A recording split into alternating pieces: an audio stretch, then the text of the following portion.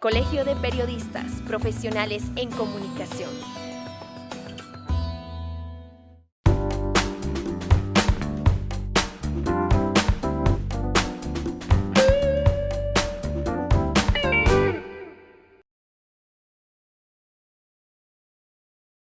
Yo creo que una definición personal de cine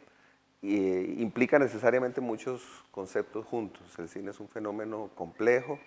que por un lado es industria, por otro es arte, por otro es medio de comunicación, es también un documento, puede asumir la forma de un documento. Es decir, cuando hablamos de cine, hablamos de muchas cosas. Y en lo particular, cuando yo pienso en el cine o cuando hablo del cine, me refiero a una experiencia que ha sido importantísima en mi vida, yo difícilmente podría entender mi vida sin entender las relaciones que existen entre ella y el cine y lo que me ha dado, lo que me ha significado.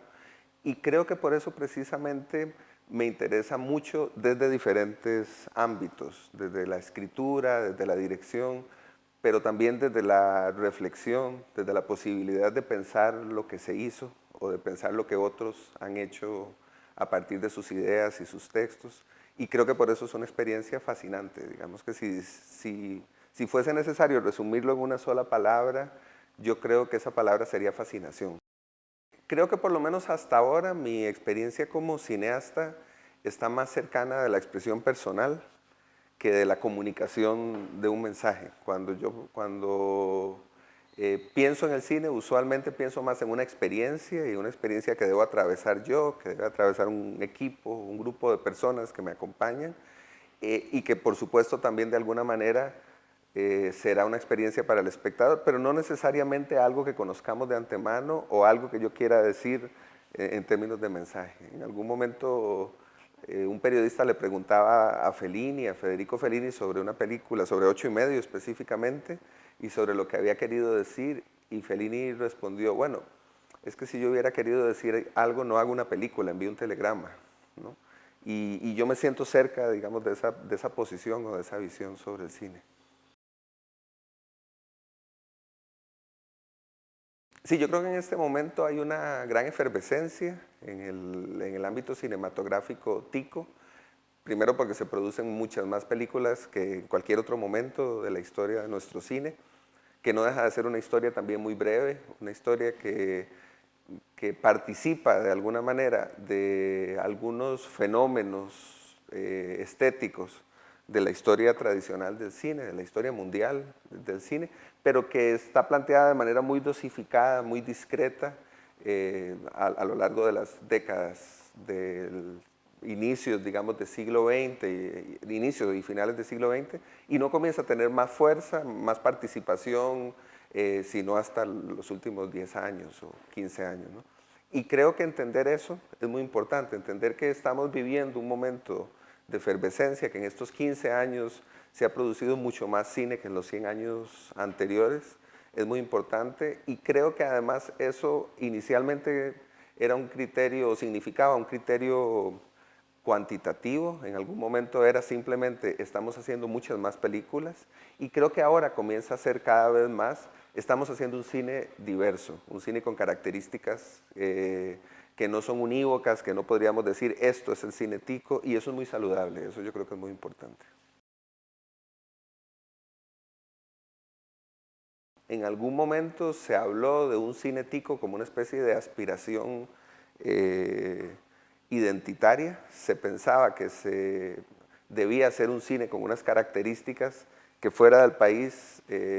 fueran identificables, que pudiéramos decir, sí, eso es claramente una película tica. Me parece que es un fenómeno un poco anclado a ciertas ideas de los 80, de los años 80 en el país, en relación con una identidad cultural,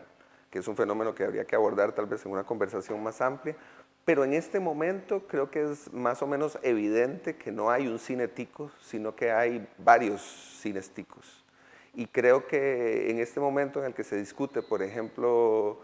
sobre la pertinencia de una ley de cine o de un fondo cinematográfico y qué cineastas o qué tipo de películas deberían aspirar a esos fondos o deberían beneficiarse con cuotas de pantalla, por ejemplo, creo que se comienza a evidenciar que es importante abrir ese espectro y que ya no se trata de identificar algo concreto como cine tico, sino se trata de asumir que tenemos diferentes formas de expresarnos cinematográficamente en este país y que todas deberían tener cabida en alguna medida en la participación de esos fondos y de esos beneficios.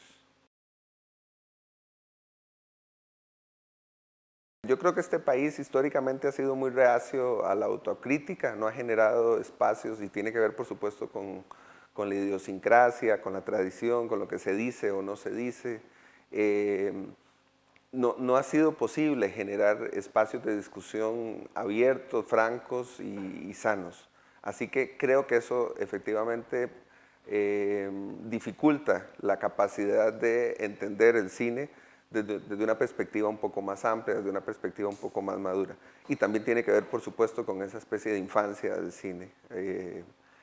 que estamos viviendo. Tiene que ver con ese momento en el que estamos comenzando a tomar elementos de un lugar y de otro para entendernos, para conformarnos, para hacer algo, y no parece el mejor momento para comenzar a destruir eso, ¿no? Que es un poco la idea que existe en general sobre la crítica, que la crítica es destructiva. Así que usualmente se rechaza, es decir, no, si apenas estamos haciendo 3, 4, 5 películas al año, si cuesta tanto, si los fondos son inaccesibles prácticamente porque tenemos que competir con películas de Iberoamérica, etcétera, no venga a destruir lo que se ha estado haciendo con tanto esfuerzo. Entonces creo que esa idea sí está muy presente, sigue estando muy instalada y probablemente falte mucho para que eso cambie, ¿no? Sí, creo que hace falta más crítica y volviendo otra vez a esa idea de la pluralidad, y hacen falta más críticos, ¿verdad? Hacen falta más visiones. El problema surge, creo, el problema de las relaciones con la crítica en este país surge en buena medida de la individualización de la crítica y de la personalización de la crítica. Asumir que hay una persona o dos que escriben en los medios, digamos, legitimados, en los medios de comunicación legitimados, y que esa persona tiene problemas para entender mi película o que esa persona sencillamente no disfruta del cine tico. Es decir, cuando se parte de ideas tan básicas como esa, creo que comenzamos a tener problemas para entender el valor de la crítica. Hay un teórico brasileño que se llama José Carlos Abellar, que dice que así como el guión es la herramienta que nos permite ver de alguna manera la película que será, la crítica nos permite ver la película que es, ¿no? Es decir, entiende el guión y la crítica de alguna manera como textos que están en los extremos de una experiencia y que son tan necesarios uno como el otro. Yo creo que es importante que en algún momento logremos entender que es así, es decir, que el crítico y el cineasta no son antagonistas, que no están condenados a lanzarse piedras de un lado a otro de la acera, que son sencillamente personas que participan desde un lugar distinto de un fenómeno cinematográfico, que están interesados en él y que son fundamentales para que ese fenómeno se desarrolle. Sin cámaras no es posible un cine, por lo menos como lo entendemos tradicionalmente, y sin críticos no es posible tampoco un crecimiento en el desarrollo de ese cine. Sí, efectivamente, hay muchos espacios que son importantísimos para el desarrollo de la producción cinematográfica, festivales de cine, encuentros, laboratorios, pero creo que en ese tipo de lugares se habla mucho de los medios para hacer cine, de los premios, además está tan dividido, digamos, el mundo de la producción cinematográfica en etapas, en agentes, en procesos, en participantes, colaboradores, que finalmente hacer una película se entiende como un premio, ¿no? Se asume que incluso a veces en los carteles de las películas se ponen todos los laureles, ¿no? De asistió al festival tal, estuvo en tal lugar, y en realidad creo que es una visión un poco equivocada de lo que significa hacer una película, que está propiciada por todos estos mecanismos, que en última instancia nos enseñan a los creadores cinematográficos mucho sobre fondos, sobre premios, sobre ayudas, sobre mecanismos y muy poco sobre cine. Yo tengo la impresión de que en esos espacios se habla mucho de premios, de dinero, de formularios, de coproducción, y se habla muy poco de cine. Incluso es algo que luego se extiende a otros espacios, a la conversación con los colegas. Parece que a veces los vínculos entre cineastas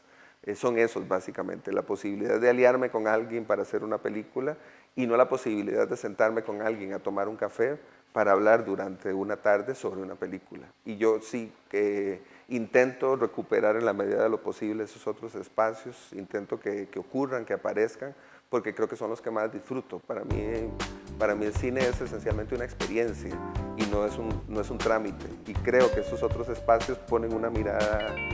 enfática, digamos, en el trámite necesario para hacer la película y no en la experiencia película.